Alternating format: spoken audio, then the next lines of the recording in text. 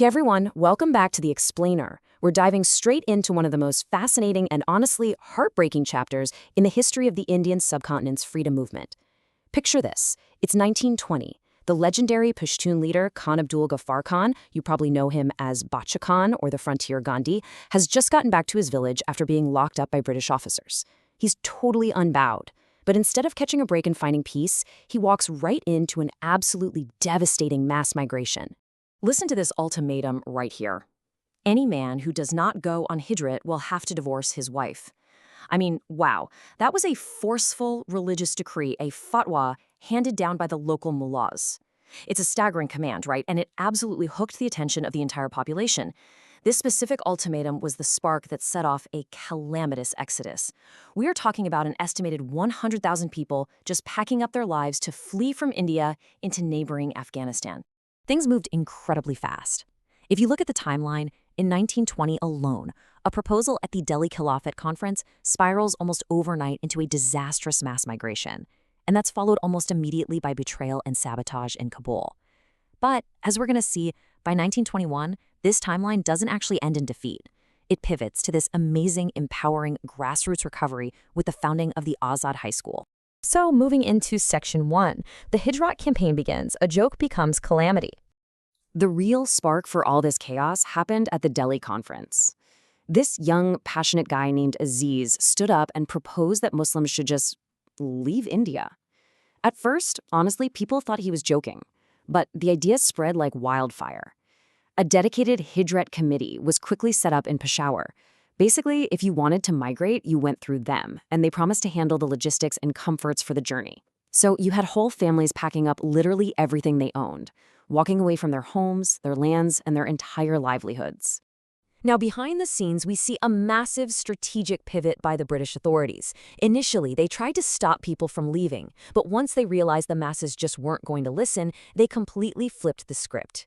They started actively encouraging the migration. Why? Well, it was a classic case of killing two birds with one stone. Step one, they could burden Afghanistan with a massive, overwhelming influx of immigrants. And step two, they could conveniently get rid of all the Indian political workers who would naturally join the Hijrat. And that brings us to a really intense clash on the ground. On one side, you've got the mullahs laying down these absolute religious decrees, literally threatening divorce to any man who stayed behind. But on the flip side, you have the fierce, independent spirit of the Pashtun women. These women were having absolutely none of it. They vehemently refused to leave, taking this incredibly staunch stand to stay right where they were with their husbands and families, just totally rejecting the mandate. Bacha Khan captures this resistance with a really beautiful Pashtun metaphor. He said, "The doe is so swift-footed that even if one made her wear ankle bells, she would be out of sight before anybody could see who she was or where she was going." He noticed that a lot of women became just as swift-footed as that doe when it came to dodging the mandate and keeping their families together. Section 2. Betrayal in Afghanistan. British spies strike. So, despite the pushback, the migration happened anyway. And Bacha Khan actually went on the Hijrat himself, which meant he saw this unfolding tragedy with his own eyes. When the exiles arrived in Kabul, the king of Afghanistan, Amanullah Khan, was actually pretty sympathetic. He wanted to give the emigrants land, employment, even a share in trade. But he gave them a very real, very pragmatic warning. He called the British a black cobra that will not let you live in peace.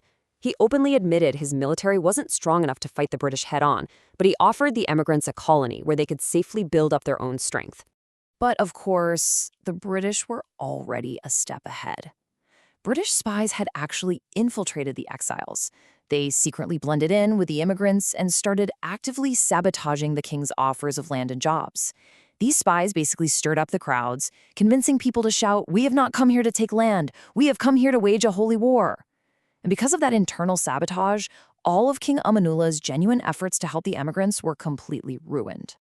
Which brings us to Section 3, a crisis of identity, losing the language.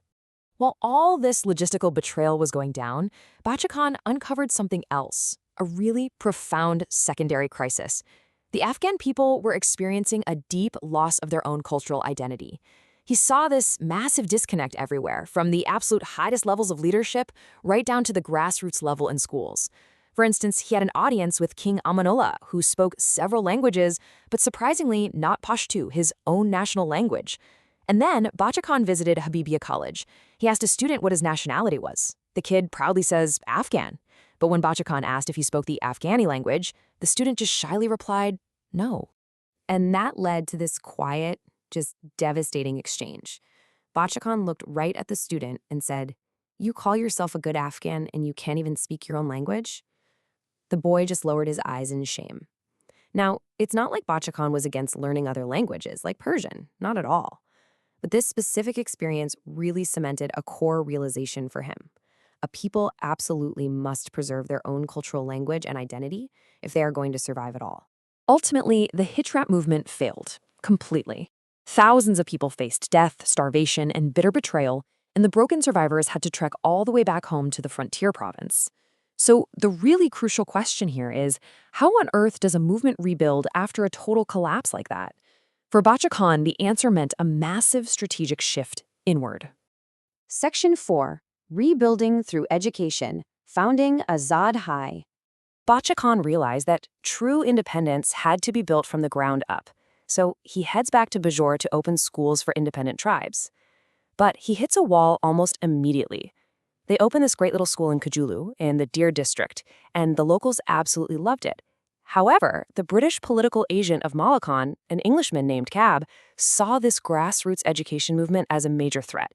He basically told the local Nawab of Dir that education was just creating endless trouble and literally forced him to demolish the brand new school. Even after watching his school get torn down, Bacha Khan's persistence was just unshaken. He didn't miss a beat. He relentlessly tours both the Dire and Bajor districts. He networks with young, fired-up students at Aligarh University, sharing ideas with those who had left college over political protests. He also reunites with his brother, Dr. Khan Saheb, who had just gotten back from England as a medical doctor. And together, they actively plan to reopen the schools that the British had forced to close back during the First World War. And all of this relentless, boots-on-the-ground organizing finally culminates in one huge, pivotal year, 1921. In 1921, his efforts finally pay off with lasting success in his hometown of Utmanzai. He and his incredibly dedicated colleagues, guys like Qazi Saheb Atala and Mian Ahmed Shah, founded the Azad High School. They also set up a society called Anjuman Al-Fagina. Now, they were on a shoestring budget and couldn't afford high salaries, so Bacha Khan actually taught classes himself. And they put up with constant daily harassment. The British hated the school. They tried threatening the teachers with police action, and when that failed, they actually tried bribing the teachers away with better-paying jobs. But they held their ground. The school stood firm. Which brings us to the biggest takeaway from Bacha Khan's experiences during this incredibly turbulent time.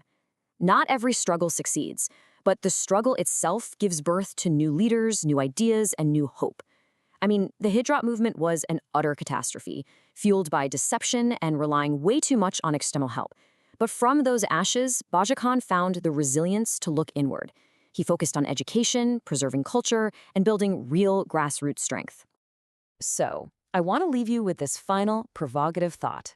When we look at Bacha Khan's journey, from a failed, desperate mass exodus to the founding of a rock-solid, resilient school, when reactionary movements fail, how will you preserve your identity and build from within? Thank you so much for joining me for this explainer. Keep learning, keep questioning, and I'll catch you all next time.